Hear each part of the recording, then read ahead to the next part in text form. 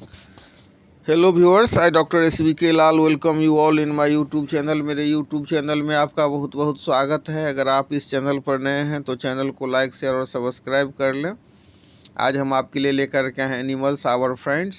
तो सभ्यता के प्रादुर्भाव से ही हम देखते हैं कि हमारे जीवन में पशु का कितना महत्व रहा है। पशुओं का, चाहे वो डॉग, कैट्स, पैरोट्स के रूप में जो हम ये पेट्स हैं उसके रूप में हो, या उसका जो प्रोडक्ट होता है लाइक मिल्क, चीज़, हनी, एग्स और मीट के रूप में हो, या फिर सिल्क और ऊल जो कि हमको सिल्कवर्म और सीप से प्राप्त होते हैं, फिर लेदर जो कि हमको गोट, सीप, बफेलो से प्राप्त होते हैं जिससे कि शूज, पर्सेज और बैग्स बनता है, या फिर पर्ल्स जिसको हम हिंदी में मोती कहते हैं ऑस्ट्रिच से प्राप्त होता है, या फिर फिश, प्रॉन्स, लॉबस्टर्स और क्रेब्स जैसे सी फूड हों, या फिर मीन्स ऑफ ट्रांसपोर्ट में जिनको हम यूज करते हैं आवागमन में, यातायात के साधन में भी यूज होता है हॉर्स, कैमल और एलिफेंट का। और कुत्ता हमारी रखवाली करता है। तो हम जानते ही हैं कि सबसे पहले मनुष्य ने कुत्ता को अपना पालतू पशु बनाया था।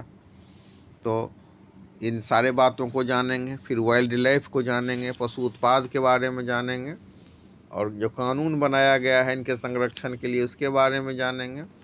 और फिर हम देखेंगे कि प्रोटेक्शन ऑफ वाइल्ड लाइफ क्यों जरूरी है और इसके लिए कौन कौन सा कानून बनाया गया है। फिर फूड चेन, फूड वेव के बारे में जानेंगे, और उसके बाद लास्ट में हम लोग इस पर चर्चा करेंगे कि केयर फॉर एनिमल्स क्यों ज़रूरी है। आइए हम जानते हैं कि एनिमल्स आवर फ्रेंड्स के बारे में कि कैसे इम्पोर्टेंट है, क्यों ज़रूरी है, और कौन संक्षिप्त में हम कुछ कानून के बारे में भी चर्चा करेंगे और फूड चेन के भी बारे में चर्चा करेंगे। Since the beginning of civilization, animals have played an important role in the life of human beings. We have animals like dogs, cats, and parrots as pet. Every day we use many products like milk, cheese, honey, eggs, and meat as food. These are obtained from animals. Horses and oxen are used as draught animals to draw wagon and cart. They are also used to assist the farmers in their fields. We may get silk and wool from the silkworm and sheep respectively. Leather obtained from the skin of animals like goat, sheep, and buffalo is used to make shoes, purses, and bags. Pearls used as jewelry are obtained from ostrich. Many types of fish, prawns, lobster, and crabs are used for seafood. Animals like horses, camels, elephants are used as means of transportation. इस तरह से हम कुछ संक्षिप्त में जानवर के बारे में जाने। अब हम जानते हैं कि वाइल्ड लाइफ क्या होता है।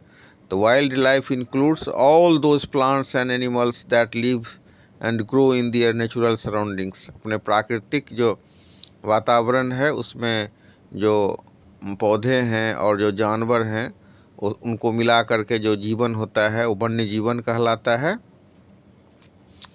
तो अब इसमें हम लोग देखेंगे कि कुछ ऐसे जीव के बारे में जिसको हम वाइल्ड एनिमल कहते हैं, जैसे monitor, lizard, tiger, elephant, wild boar, giraffe, line tailed मेको। ये सब क्या होता है? तो ये सब जो है वाइल्ड लाइफ में आता है, वाइल्ड एनिमल्स के रूप में आता है। जैसे हमने देखा घोड़ा, हाथी, ऊंट, बछेरा, ये सब जो हमारा पेट होता है, गाय, भैंस, बकरी, ये सब पेट में आता है पालतू जानवर में, और ये सब जंगली जानवर हैं। लेकिन बहुत दुर्भाग्य की बात है कि बहुत सारे जो जीव हैं, जानवर हैं, वो लुप्त हो गए हैं। अब उनका कोई अस्तित्व नहीं बचा, उनका नामो निशान तक मनुष्य ने मिटा दिया है। तो ऐसे जीव जो लुप्त हो गए हैं तो उनको हम अंग्रेजी में उसी के लिए कहते हैं extinct animals. The extinct animals are those animals species which are no longer living. Animals like Tasmanian tiger, quadra, passenger pigeon, golden toad, and Caribbean monk seal have already become extinct. इसके बाद है कि कुछ जानवर ऐसे हैं जो मतलब एक्सटिंक्ट नहीं हुए हैं, लुप्त नहीं हुए हैं, लेकिन लुप्त प्राय हो गए हैं, तो उनको हम बोलते हैं इंडेंजर्ड एनिमल्स। तो आइए जानते हैं कि what are What is the definition of endangered animals? The endangered animals are those animals species that are in danger of becoming extinct animals. अब इसके बाद हम देखते हैं कि ये जो वाइल्ड लाइफ ट्रेड है और इसके लिए जो कानून बनाया गया है तो उसको बहुत प्रतिबंधित भी किया गया है और कुछ कानून सब भी बना है देश में। तो आइए उस कानून के बारे में जानते हैं। तो एक कानून है जिसको भारत सरकार ने पास किया है, उस कानून का नाम है वाइल्ड लाइफ प्रोटेक्शन एक्ट 1972। तो 1972 में ये कानून भारत के पार्लियामेंट के द्वारा बनाया गया और इसको संशोधित किया गया 2003 में।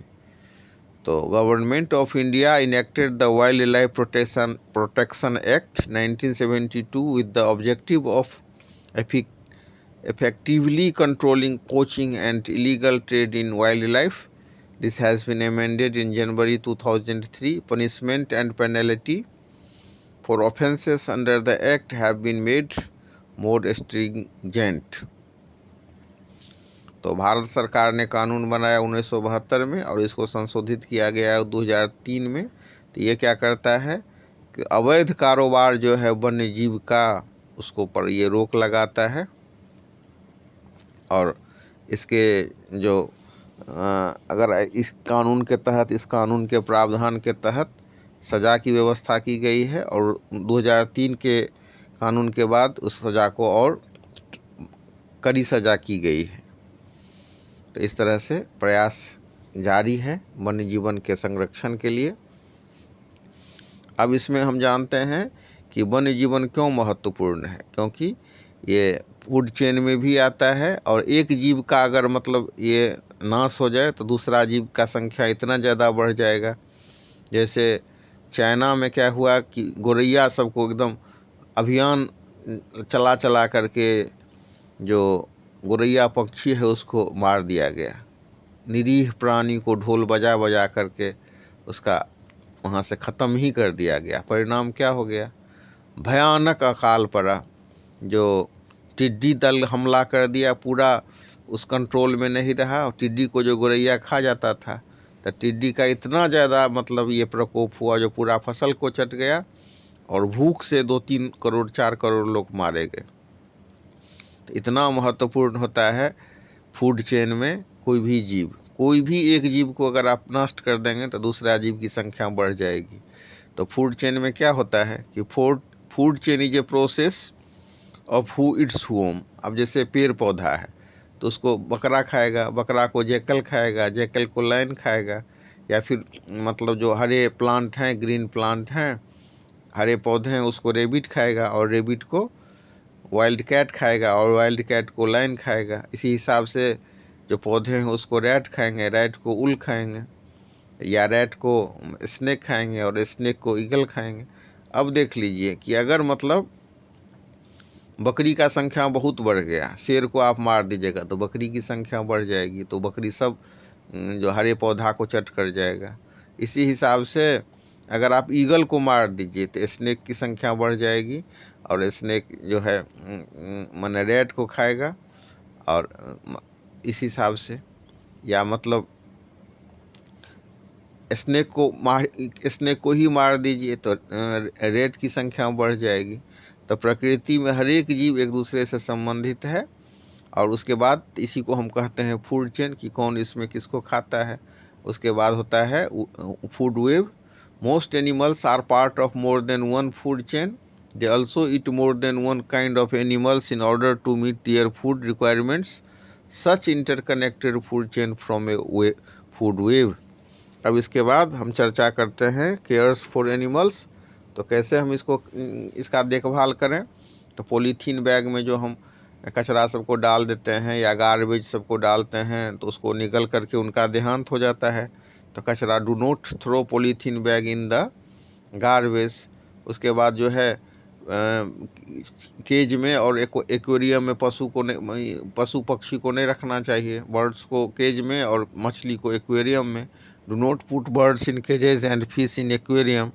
When visiting forest, park or garden, one should not remove eggs of birds from their nests.